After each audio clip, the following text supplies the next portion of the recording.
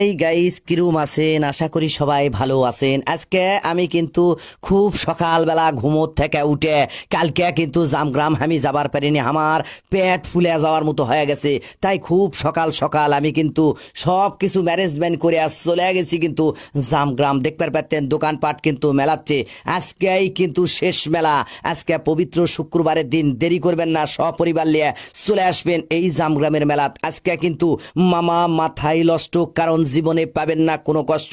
আজকে চলে আসবেন বউ সাওয়াল নিয়ে। আর এই শীতের মধ্যে যারা বিয়ে করেননি, বিয়ে করে বউ সাওয়াল শালি শালা শ্বশুর শাশুড়ি নিয়ে চলে আসবেন আর সপরিবার নিয়ে চলে আসবেন। আজকে কিন্তু জামগ্রামের ফাটাফাটি মেলা হবে, দেরি করবেন না, খুব তাড়াতাড়ি সপরিবার নিয়ে চলে আসেন। আর মেলা কিন্তু সকালবেলা যায় দেখি কেবল মেলার সব দোকানপাট খুলিতে, কেউ বা দোকানপাটের ফুল টুল মেলাতে, কেউ বা ঝুলাপির টে বের করিচ্ছে, অনেকে অনেক রকম কিছু করিচ্ছে। তাই চিন্তা করুন দর্শক বন্ধুর জন্য কালকের দিন তেমন আমার ভিডিও ছাড়া হয়নি, কারণ আমার পেট ফুলে যাওয়ার মতো হয়ে গেছে।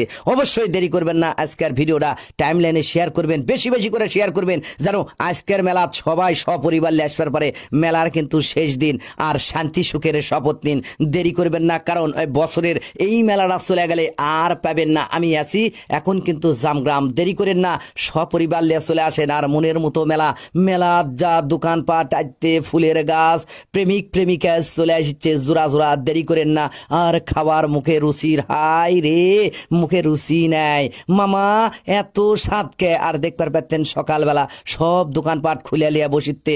তবে দেরি করেন না, সপরিবার লিয়ে চলে আসবেন নওগাঁ জেলার মধ্যে সবচেয়ে বড় মেলা এই আত্রা।